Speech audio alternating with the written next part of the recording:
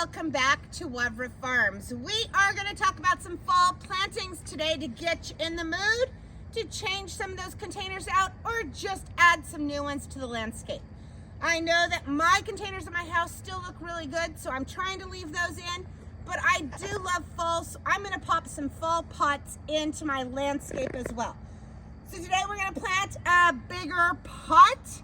I'm going to plant it front to back because this will probably go up against a house. Really easy to put some hay bales with it later on for fall. And everything that I'm planting in here, if it's in a protected area, should get you through October.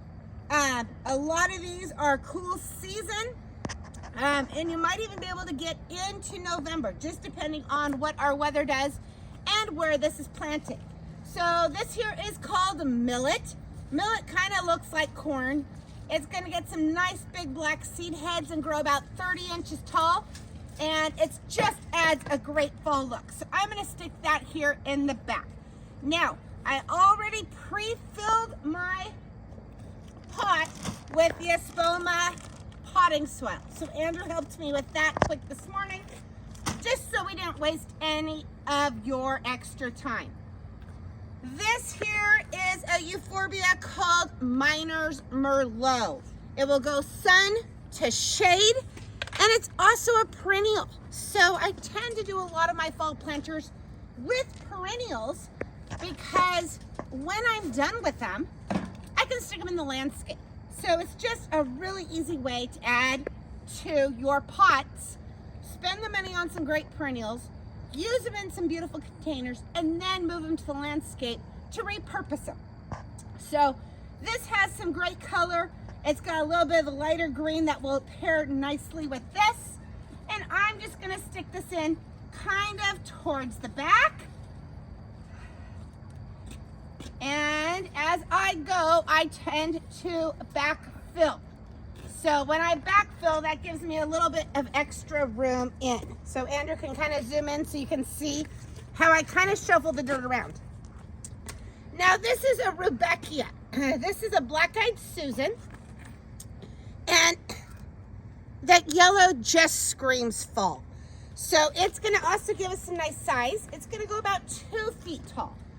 So remember, this is gonna go about 30 inches, and then these are going to flank it kind of on each side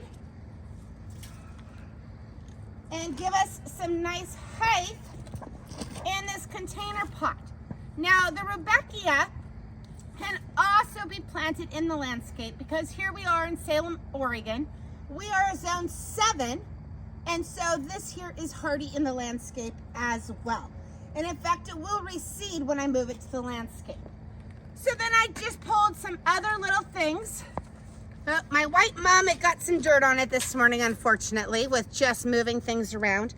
And this just really kind of softens it up. So I'm gonna kind of shuffle here to the front and kind of stick that mum in. And you see how it just kind of brings some nice color? This mum is gonna size up and fill in this area, so I kind of want him here in the middle. Now, I also grabbed a Hypernicum just for some beautiful berries and color. So I could either stick it here on this side, or I could stick it here, and it's one of those things that you can just kind of play with. And I think I'm gonna stick it on this other side because I know that I've got a beautiful grass I wanna add in. So this is also a perennial that can be moved into the landscape. So I'm gonna stick this guy, so I move some dirt around, kind of about like so, because I do want to add some little pops of blue. Now, pansies are cheap little fillers, so they're really easy to add some color in a little cluster here in a corner, just to get a full impact. So I'm gonna stick 3 of these here in the corner, and that will really fill out and give me some beautiful color. My pansies are a little dry this morning. We haven't taken time to water, so they're kind of falling apart, but we wanted to get this video filmed for you before the sun came up this morning. So I I think this is just looking really sweet. In fact, I can stick that mum back in there a little farther. Now, a couple more things, because things don't grow very fast this time of year. This is a Carex Feathered Falls. Here we go, another little perennial. In fact, I love that it can stick right here in the front. Kind of underneath my mum.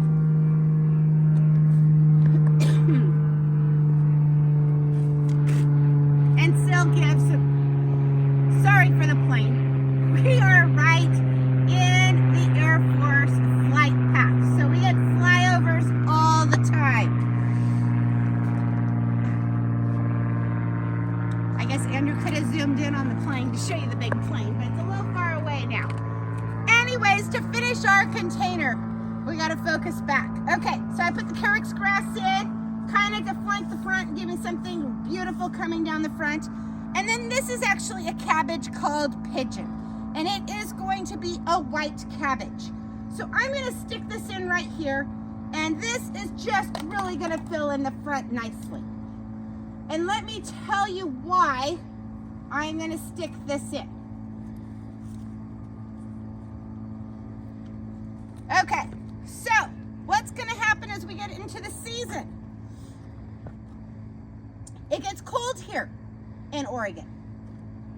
This is going to be evergreen. This will last in your container all winter long. This here will last in your container all winter long, and it will fill out to be a nice cabbage. So this corner is going to be full. The grass will last all winter. The pansies will last all winter and keep their leaves. St. John's wort will eventually lose its leaves and kind of fizzle out. The mum will quit flowering, and this will be done, and so will this. So I will be left with, for winter, with a big euphorbia that will fill out over the top of the mum, a big cabbage, and a nice big grass with the pansies. Back here in this section, when I'm out at the garden center in early spring, super easy to pick up a cluster of tulip bulbs already planted and stick that in here. That's how I will extend the season on this planter into spring, by just changing out this little back corner right here. Anyways, thanks so much for watching. Oh, before I forget, or before we end, make sure that you're watering these containers, even late into fall. We don't get enough rainfall to keep this watered. So if you're spending the time, taking the effort to do it, spending the money, make sure that you continue to water this container, especially if it's under a porch. It's gonna need to be watered on a daily basis to get started, and then probably once every other day, and then a little less frequently as we go into winter. But it's important to make sure to continue to water, especially in the fall.